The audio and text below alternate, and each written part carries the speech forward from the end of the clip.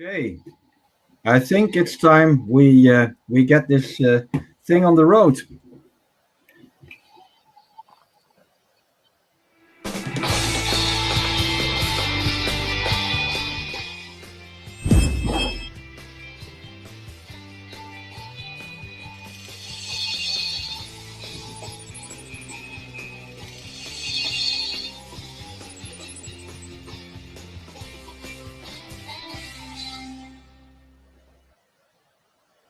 So welcome everybody. Good evening, good afternoon, good morning. We may have participants from all over the globe. We are so happy that you have taken the time to join us in this first Kruzr webinar ever. And we only hope there will be many more to come. It's also my way of apologizing up front if something goes wrong and not working out the way we have planned for this. Well, that comes with the territory. Now, my name is Onno Bloemers. I'll be the moderator for the upcoming hour, max.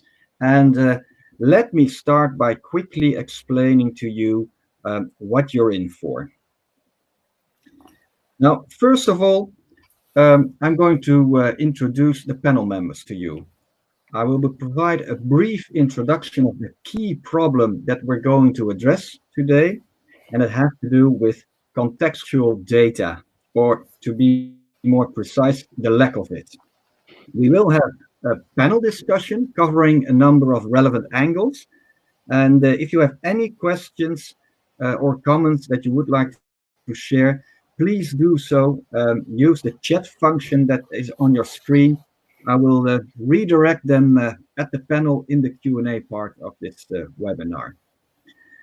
We will wrap this session up with some closing comments on how we believe that if put to good use, technology can be very useful to solving the problems with contextual data.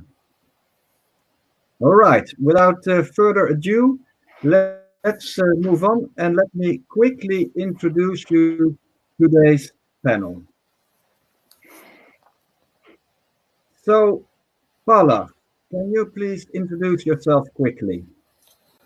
Hey, Onno, thank you so much for having this and organizing this event. And so I'm Pallav, one of the co-founders of Kruzr, and I love driving, and I believe that technology has the ability to solve problems at scale.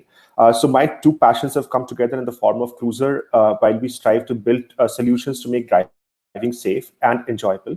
So yeah, excited to be here talking about what we're doing at Kruzr, how we're solving this problem, and how we see the sector growing, and what is in store for us. So thank you so much, and I would also like to welcome everyone in the audience on this webinar.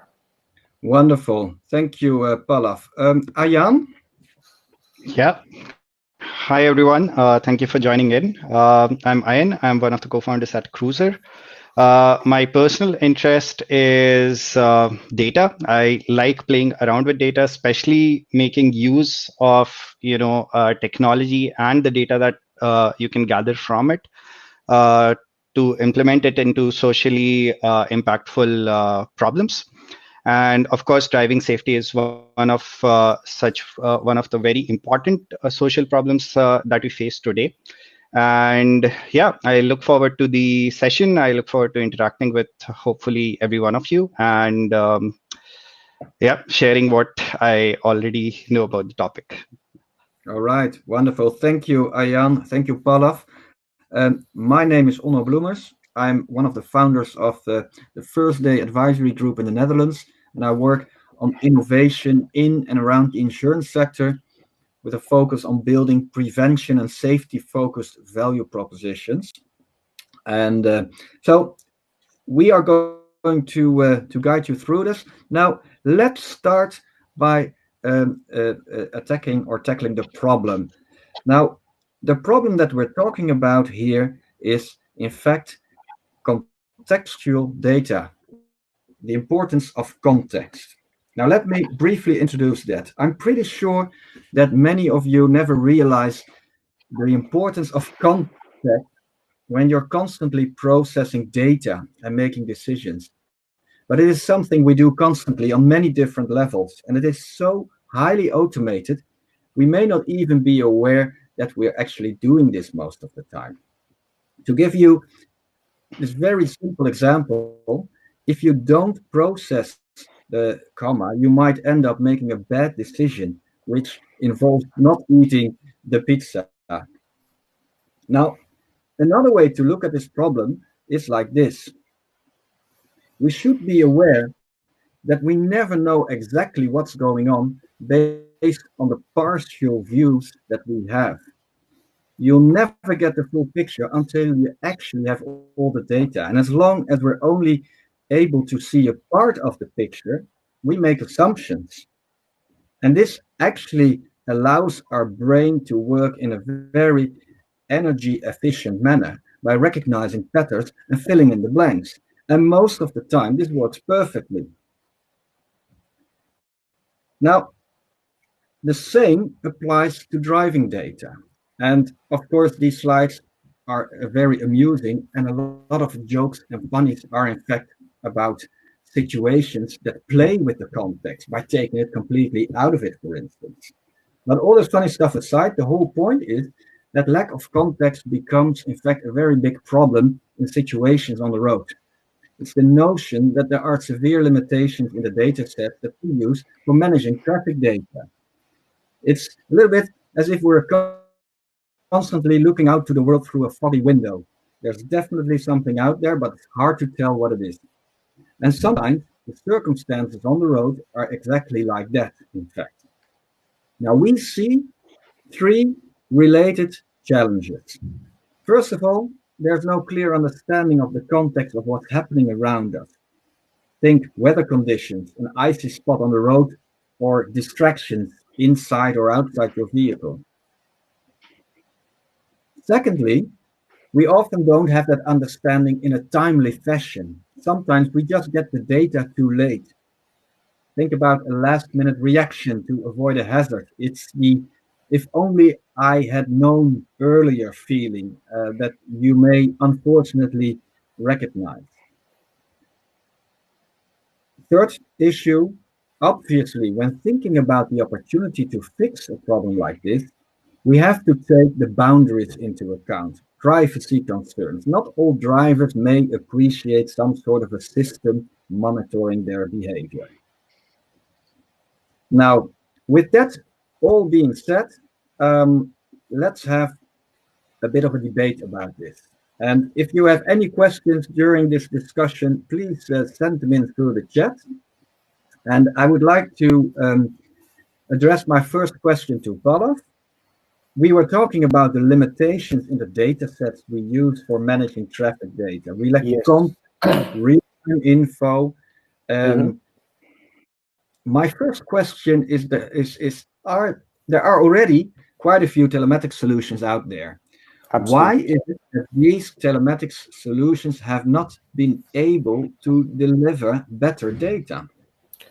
So, Ono, as you rightly said, telematics has been around for a while, and there are some really important and established players out there, but they still have two major limitations. The first thing is that telematics essentially was built with the insurer in mind to help them measure and quantify driver behavior. Now the underlying hypothesis was that if you can quantify driver behavior, then you can underwrite based on the risk exposure of every driver, and then it allows the insurance companies to turn an underwriting profit, which they have been struggling for a while now. The problem there is that in doing so, what today's telematic solution do is basically measure what a driver does by measuring his acceleration, braking, turning, etc. Now in doing so, you just understand what the driver is doing, but that is still just the incomplete picture, because that driving does not happen in a vacuum. So unless and until you know what the driver is doing in what conditions, the data is still incomplete and essentially unusable by the underwriting and actuarial teams, because the correlation between driver behavior and accident is not 100% accurate, as in context or for example, traffic speed or weather, all of that come together and play a very important role in the actual risk exposure that we're talking about. So the first problem is that because it was built to understand driver behavior, the data itself is incomplete. And the second part is that because it was designed to design from the point of view of insurers and just measure the driver's actions, the value to the driver was always limited. As in, I as a consumer or I as a driver, what do I get out of the existing telematic solutions? A discount or a promise of a discount which happens once in a year. So I have no reason to keep using it throughout the year and on every trip, and that limits the usability of telematic solutions, because you're getting impartial or intermittent data that really doesn't help anyone. So to summarize, one, the challenge is that the data itself is incomplete, because the assumption that just driver behavior correlates to risk, that has been debunked, or that has not proven to be accurate.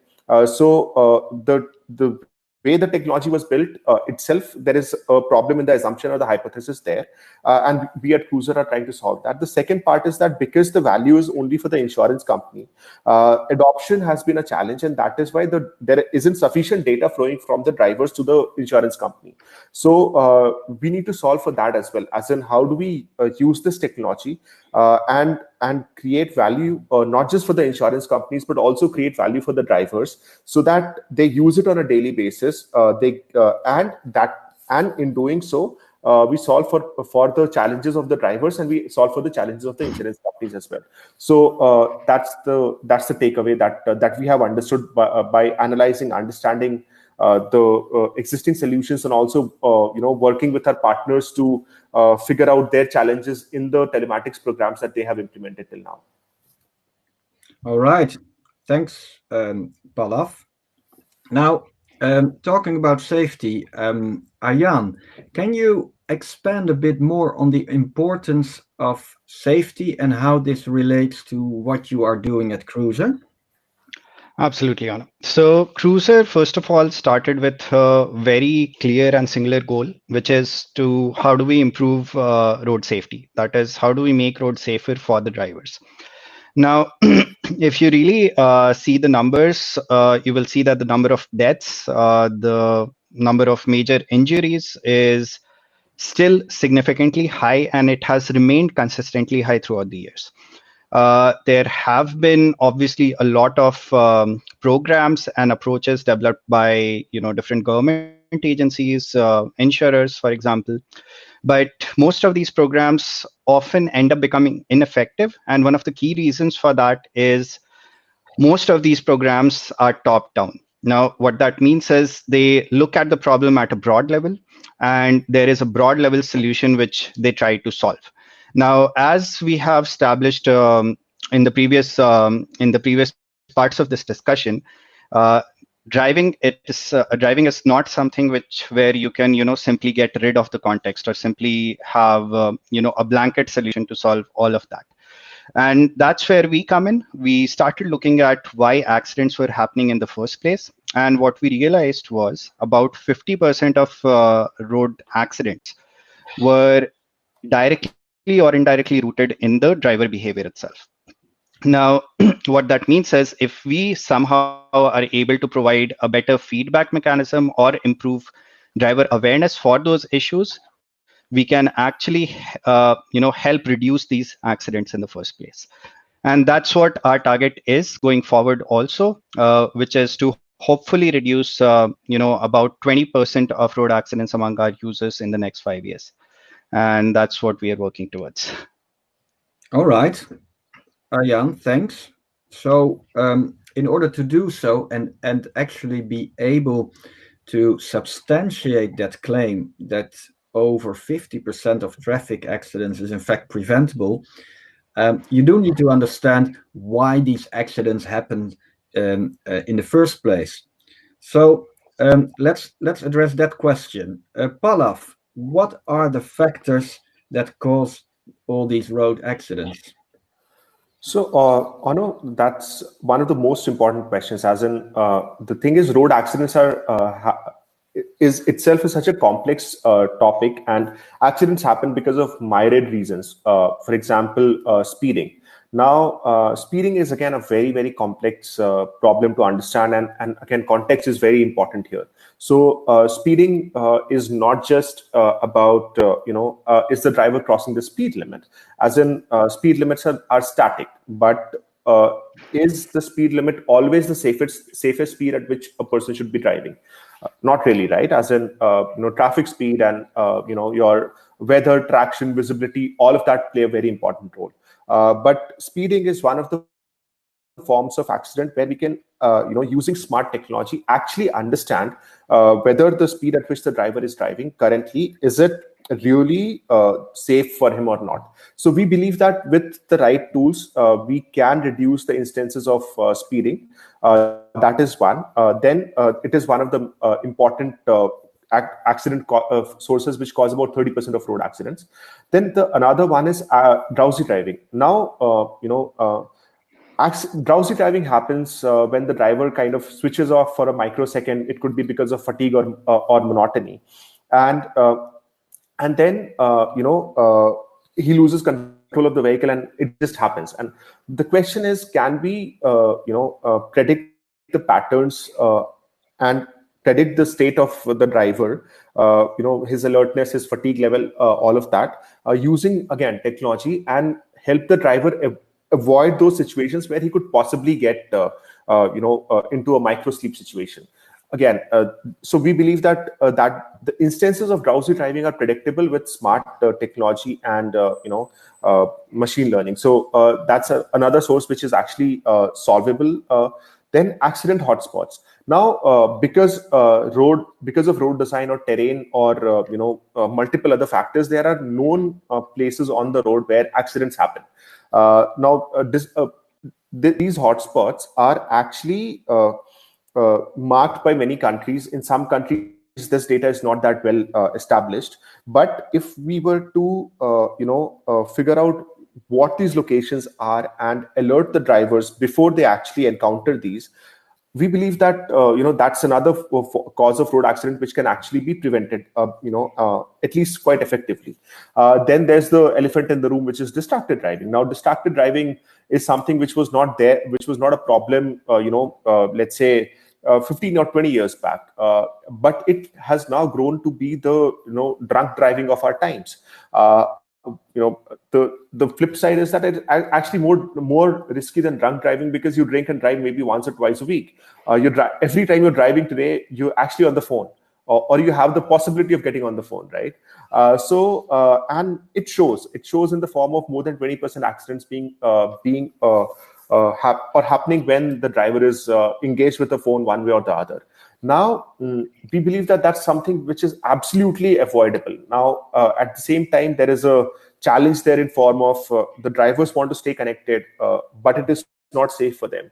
How do you build solutions which find the balance between connectedness and convenience and safety for the driver? So these are problem statements that are quite challenging, and we are working on them. But these are the four different causes of accidents that we believe are definitely solvable through smart design and technology. That being said, there are other causes as well. For example, vehicle failure, or weather, or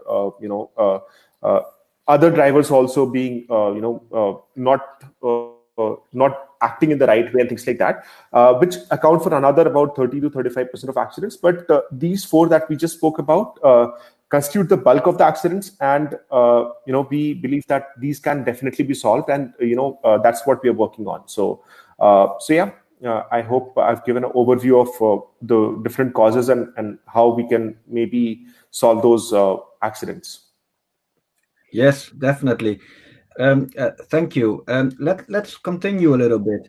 The human cost is very evident, obviously, with 1.3 million fatal accidents on the global Yeah, road every year, yeah, millions of more injured, yeah, hundreds of billions of damages and losses. But yeah. How does this particularly affect the insurers? So, as you rightly said, the human cost of road accidents is massive. We don't see it that ways, but road accidents is the biggest non-biological cause of death in the world. As in, it's more than all all wars put together, any other biological cause, non-biological cause. That's the scale of the problem that we're dealing with, right? But what happens is that insurance companies are the one of the worst affected because they are the ultimate risk carriers of all road accidents, right? So we when we talk about road accidents and solving them, by default, insurance companies become a very, very important part of the consortium or a partnership which can actually solve this problem. So just because they're that important, we need to understand what their challenges are and how we can solve for them as well, right? So one of the biggest challenges that they have been facing is low premiums. Now, and this is because of combination of factors coming together in the last decade. So the first one is that price comparison websites. Now, because of that, what has happened is that uh, consumers go online, they find the cheapest policy, and they're not able to identify how policy one versus policy two are different, and that happens because there's no perceived difference between those two policies, right? As in, I don't know as a consumer how they are different, and so I end up buying the cheapest one. Now that what that means is that insurance companies have been forced to compete purely on price. So that is one. The prices have remained either stagnant or slightly reducing, actually. But that's just one part of the equation, right, of profitability. The other part is the expenses, right? So here what we have seen is that the claims have actually been rising because of multiple factors. One, as it's obviously inflation causes the cost of claims to rise every year. Also, what we have seen is that as cars get more complex, even a fender bender becomes expensive to repair, because now you have parking sensors which need to be replaced after a minor bump, right? So the cost of claims have been rising and premiums have remained stagnant. So the profits are being absolutely squeezed out of for the insurance companies. That's one. Now the other problem is attrition. Now, attrition happens because of it's a complex but a very pertinent problem for the insurance companies, right? When you get a customer, you want to have them for a long period of time, so that and there is another reason for that. You want them to renew with you, because in the first year, insurance companies have to pay brokerage, but in the second year and second year onwards, they actually get to pocket that. So what happens is that per customer profit shows up for the insurance companies only in the second year, or in many times even the third year. So so that is why retaining customers is very important for them. But what happens is, we just spoke about the price comparison website. Now, why would a customer go and renew again on the price comparison website when they already have an insurer, right? Again, it comes back to the same problem. Do they see value in the insurance company that they have, right? And why would they want to renew with this insurance company that they already have? There's hardly any engagement in the whole 1 year of product ownership. So there's no reason. I do not trust them, or there's no reason to have a bond with them, right? That is one. The second thing is, again, going back to the issue of commoditization of insurance, and there's no perceived difference between two policies. So the customer says, okay, let me save the $50 and buy the cheapest one. So and because it is so easy with the comparison website, they just go do that. 50% of customers not renewing is a huge problem, and we believe that the way to solve that is to solve for customer engagement and creating value which differentiates one insurance from the other. So that's attrition. And the third one is lack of contextual data. We have been talking about it for a while now, but the way this is important is that telematics was supposed to solve for this, or give the insurance company sufficient data to be able to underwrite on a personalized basis. But because of lack of adoption and lack of sufficient meaningful data, we haven't seen that happening, and we haven't seen driving data becoming a mainstream of underwriting. So that is again a challenge for them, and we really need to figure out how do we, tweak our technology, create value for the customers so that they share their data. We add context to it, and the driving data, along with the contextual information that is relevant for driving, becoming a mainstream in underwriting. So these are the three main challenges that the insurance companies face, and that's our understanding. I'm pretty sure there are others as well, but in the context of claims and in the context of at the top level of insurance carriers, these are the three main challenges that we have identified and that we're working to solve on. Okay, excellent. Thanks, Palav. Let's take it to another angle. Ayan, by now we've talked about the factors that causes these accidents, the way that we know how this affects insurers. We are now collecting data. What can you do with these new insights? Can you explain a little bit about that? Sure. So one of the key things that we have been discussing today is contextual data, right? And what that means from a Kruzr perspective is to layer and add more data sets to the pre-existing data sets, like the driver speed, the acceleration, the braking. And the reason we do that is to really create a deep sense of understanding of what the driver risk is at every moment in time. And once we are able to do it with our existing platform, it actually helps us generate different kinds of safety index, which an insurer can, for example, use for a much more accurate analysis of their risks. Whereas on the driver side, you can use the same insights that you're generating while somebody is driving to help them, provide inputs or alerts while they're driving and help them drive safer. So there are two different aspects in which we work. Our key focus is to really understand and differentiate what the real risk versus the perceived risk is. A simple example could be that there can be a road where the speed limit is 120 kilometers an hour. Now that may and the driver, let's say, is doing 90 or 100 kilometers.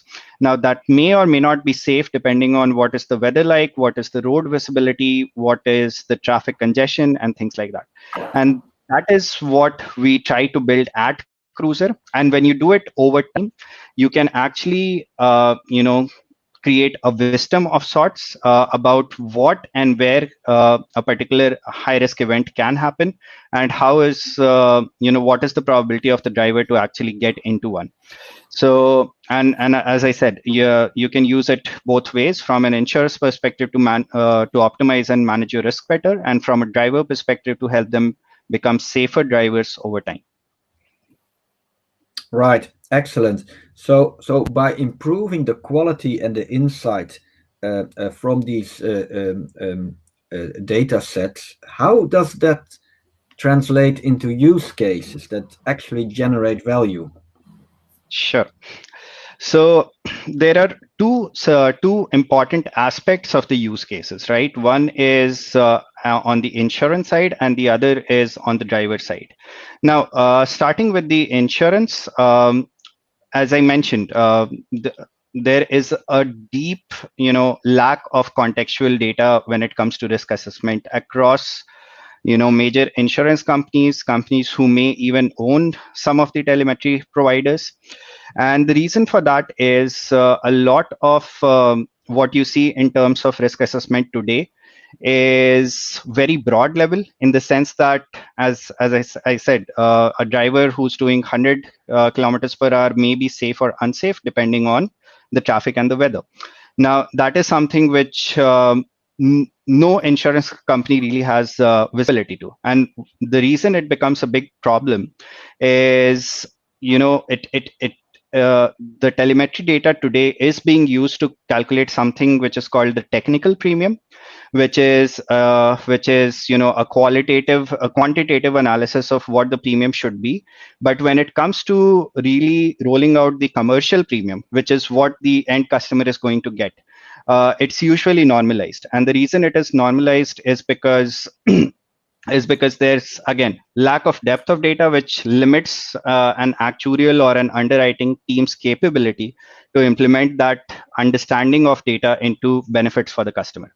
Now, what that means is when you have better data, not only can insurance companies write better policies, but it also helps them pass on the benefits of good driving behavior in a greater way to the customer. And that's sort of like killing two birds with one stone. And let's remember that whatever I talked about just now is more on the monetary aspect of things. This, of course, also translates into how you engage and how you take care of your customer, which is also the direction in which we see insurance companies moving into. And that is again where contextual data plays a very important part, because if you really have to engage, if you really have to improve driver safety, you need to first understand what a risk really is. And that's where contextual data helps us not only provide meaningful, rich, and actionable driving data, but also pass it on to the driver for better insights and improvement in driver safety. Well, it sounds really great. I'm becoming actually very anxious to see how this works in reality. Do you have an example? Sure. If you can move forward, I'll just tell you how it looks. So over here, you see map of Central Europe. So we'll be taking the sample of Munich and Bonn, two major cities in Germany.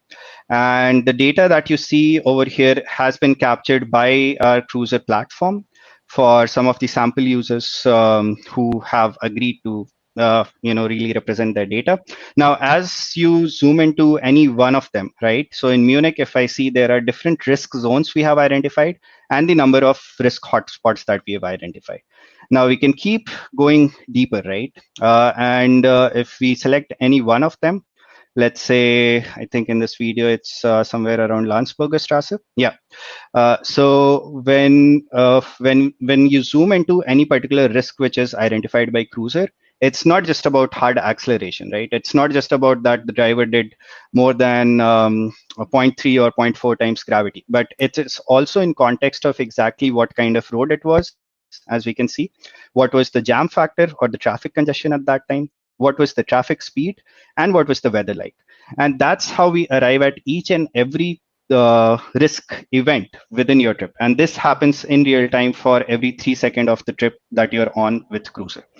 So again, how can this be used? It can be used to create a risk map of for countries. It can be used to create a risk map among across the mobility sector. In fact, you can use it for fleets, you can use it for micro mobility, which is one of the up and coming topics. You can use it for of course car owners, and that's the direction in which it really helps to have such a deep understanding of risk. Well, it looks really impressive. It actually it is impressive to see this data and this technology being fully operational at this particular implementation. But let's take a look at another aspect. Obviously, we are all concerned about the privacy consequences. So let's address that. What kind of steps do you take to ensure the data privacy of the users, the drivers? So, I mean, be it GDPR or any of the other implementations on the framework of GDPR, might be in US, might be different states across Europe itself. One of the key things that we did even before we started the whole project was to have a deep understanding of what data privacy and data security really means with respect to the latest governing frameworks.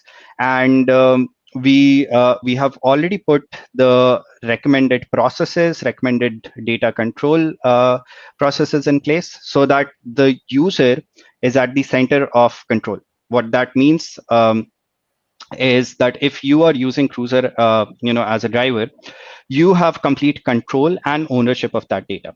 And we have built our systems which support that, and where the user has continuous visibility of what are we collecting, how are we processing it, and what is it being used for. So those are some of the key things which we have taken into account by design while we were developing the whole solution, and that's something that we will keep on keep working on also as regulations and the ecosystem around data policy, data privacy changes. All right, that sounds good. It makes sense, and obviously it's a cornerstone of being able to deploy this kind of technology. And it's good to learn that you're taking care of data privacy today. But there is a deeper layer. There's another aspect, and that's about finding, let's say, the balance between providing something that's adding comfort and safety, which can also become creepy in some ways. So here's the question for Pallav. What are the key values for you and for, let's say, the Kruzr clients, the organizations that you work with, to make sure that you find the right balance for your drivers? So, Ano, again, that's a very, very important question, as in what is the balance between the value that we deliver versus what we ask the drivers or the consumers to share, as in how do you balance that. So and our goal from as a Kruzr is to minimize the data that we require, mostly at least data on the personal identifier side, minimize that while maximizing the value that we can generate out of that. So that's one of the key tenets, and I think the way to look at it is to be able to provide something, for example, like relative speeding guidance, or to be able to tell the driver that they should be driving between, let's say, 60 to 65 miles per hour at this time. That kind of advisory, which can be life saving, requires us to capture some data. Some amount of data is required. Some amount of driver data, for example, where is he? What is the speed? And we need to capture that data and then process that and then deliver that advice. So we need that data, but at the same time, we need to find a way to give the driver the comfort that that data is not being misused or will be used against him. So that is something that we strive to work with. All the other aspect of this is that there is tangible value for the driver as well, in terms of saving on insurance premiums for being a safe driver. So we are creating value for the driver in terms of safety, which is an intangible value, and the tangible value in terms of discount as well. And that also translates to a value for the insurance company on savings on claims. So, all of this has to come together with the consent of the driver. I think consent is very important. And I think Ayan was mentioning about GDPR. So I'll hand it over to him to, complete the full picture on how do we find this balance. So over to you, Ayan. Sure. Thank you, Pallav. So one of the key things, regarding discussions around GDPR is that the whole topic about data privacy versus balancing, the usability of data collection, the usability versus the scope of data collection, I think will evolve when it comes to driver safety. For example, there are think of smartphones. 15 years ago, if somebody had owned a touchscreen phone, versus a feature phone, they would have been called an early adopter, an overeager customer, or something like that. Yeah. Now, today, if somebody does not have a smartphone, that is the actual exception case. And that's the progress when it comes to the perceived value of a solution changes from it being somewhat of an early adopter focused proposition versus a mainstream proposition. Now, the direction in which the whole mobility market is going, especially with connected cars, focus on autonomous vehicles, I foresee, in fact, even if you take into account some of the latest European laws, it's EU Go 2022, the direction in which all of that is going is that the driver assistant piece is going to become more and more mainstream. And as it becomes more mainstream, the perceived value and importance of that whole system or a solution becomes more mandatory and expected of sorts. And that's the direction in which I think the whole thing is going. And the whole discussion around data privacy for that topic, I think will also grow and change. The nature itself will change as we move forward. All right, wonderful. Thank you. So, looking at the time, let's see what kind of questions we can answer. Um, Let me kick off with the following one. We're talking a lot about safety, and perhaps this is a question for Palaf. Um, Mhm. what are other value propositions that you can think of that can be powered once you have harnessed the value of and the possibilities of contextual data? So,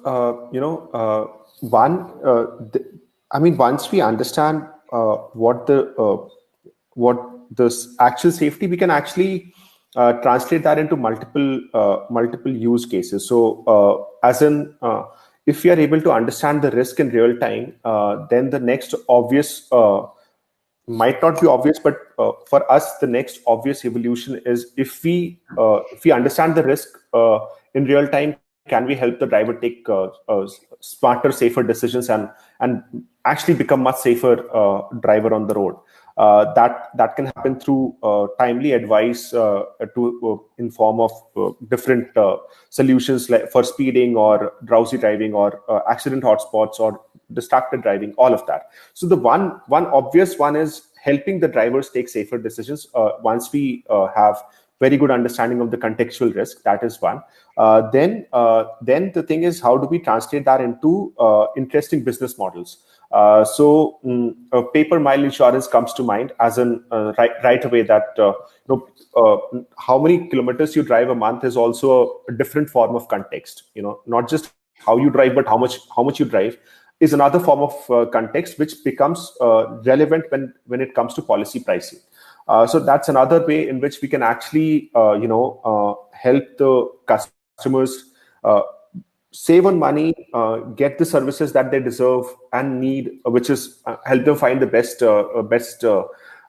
service available to them, and so on and so forth. And so these are some which come to mind. Then there are other sectors in which we can also find applications. For example, long haul commercial drivers, right?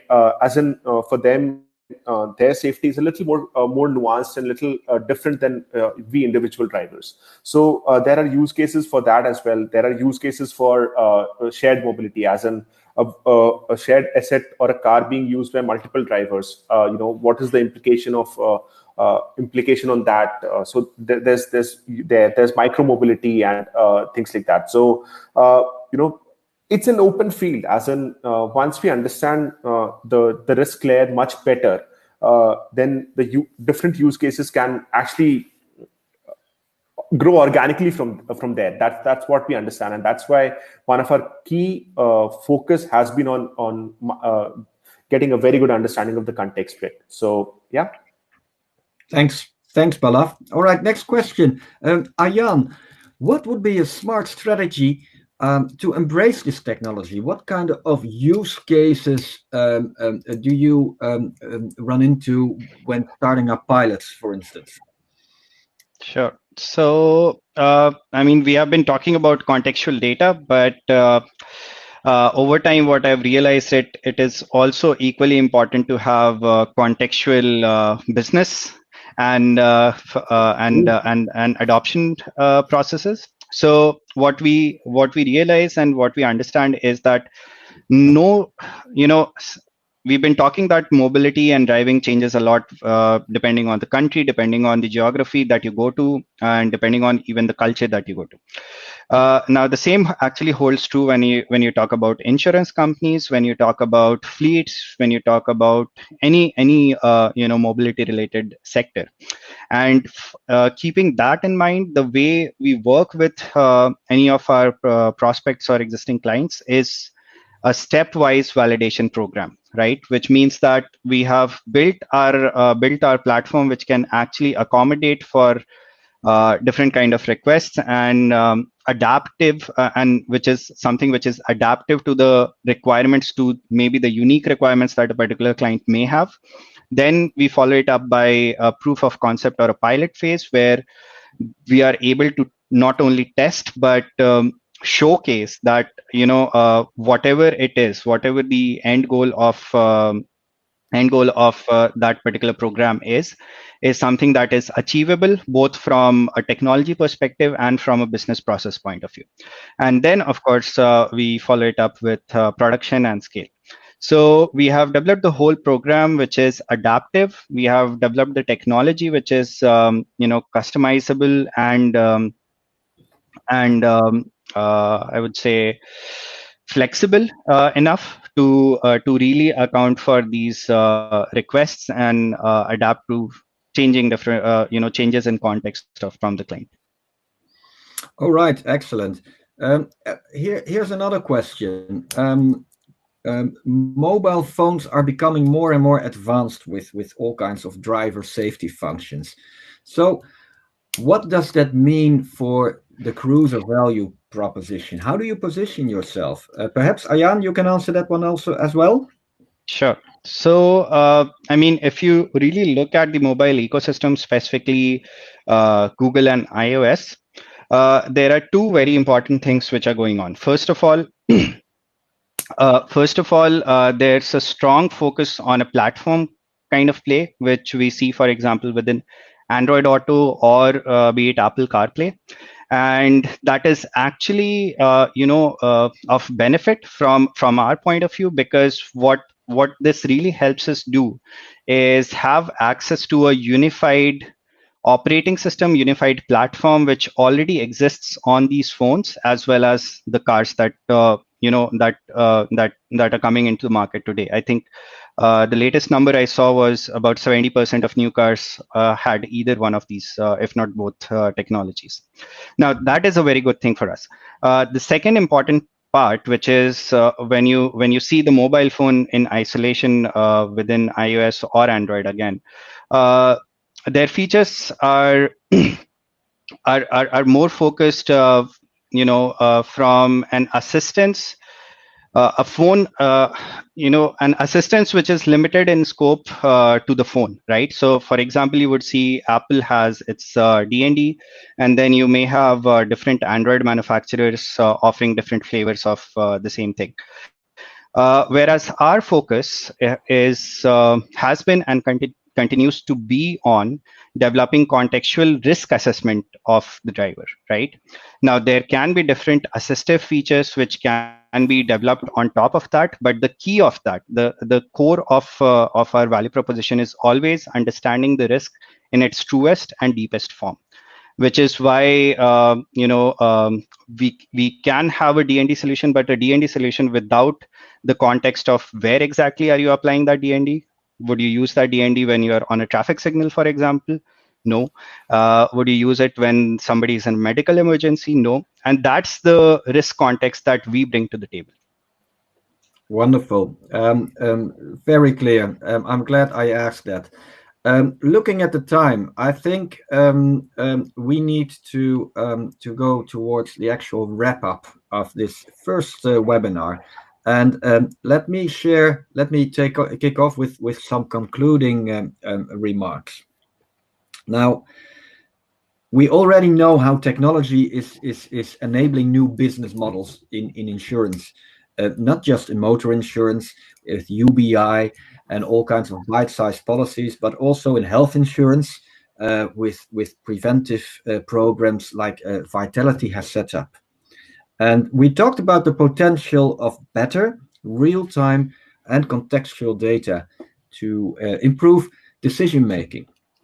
Now, by now we know that these solutions are not just relevant because they reduce claims. It also provides a way to engage in new and meaningful ways with drivers on a day-to-day basis. So you can build tangible value and build a longer-term relationship with your insured by using this kind of technology. So this driving assistance technology basically provides the potential to unlock new service offerings, value propositions related to motor insurance, but definitely not limited to it. So there's an opportunity to turn this technology, to use it as a component to build customer-centric solutions. Now, my belief it is that in the end, it's in everybody's interest that all companies who are active in mobility, including insurers, can take a more active role in controlling accident rates, reducing both the frequency and the impact of road accidents. There will be sufficient benefits for them in terms of higher portfolio returns, customer lifetime value, etc., etc. But there will also be broad benefits to society as a whole. Right. On that note, those were the points that I would like to make. Ayan, can you share your final closing comments with us? Sure. So, Arno, thank you for summarizing the whole discussion. For me, one of the key things, as a parting word for the audience would be to understand and realize that, we have been talking about different kinds of business cases. We have also talked about its impact both at a professional, monetary, and personal level.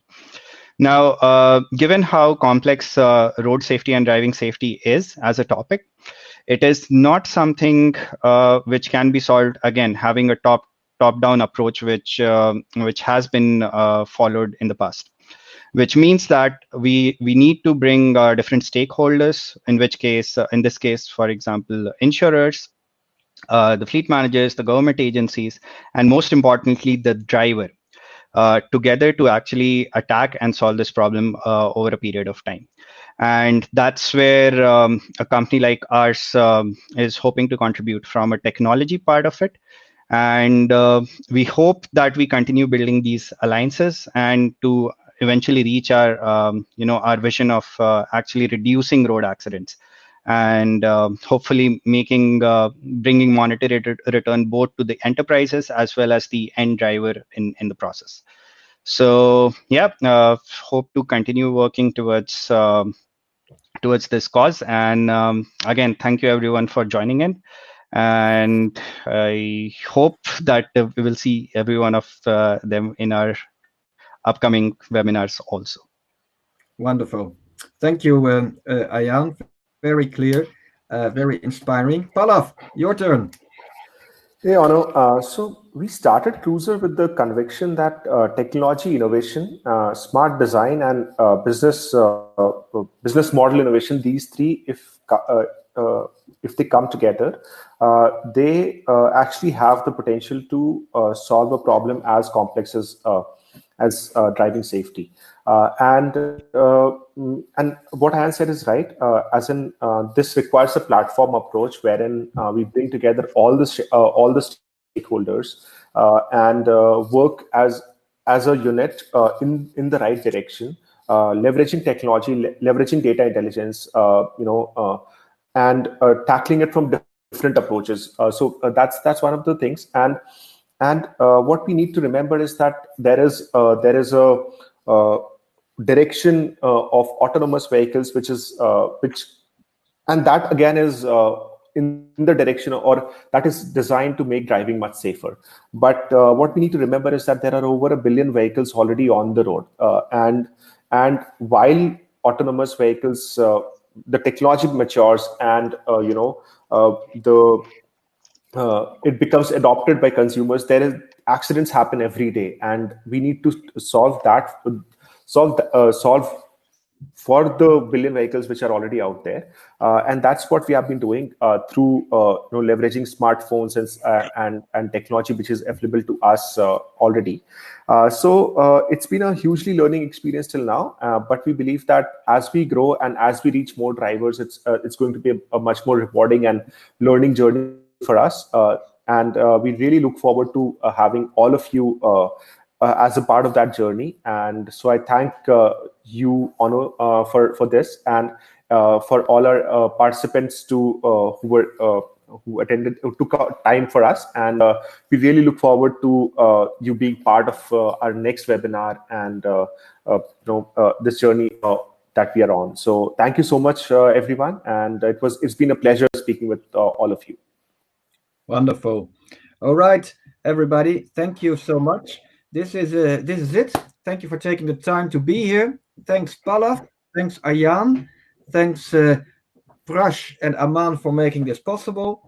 On leaving this webinar, there might be an opportunity to answer a couple of quick questions. We will be very happy if you would take the trouble.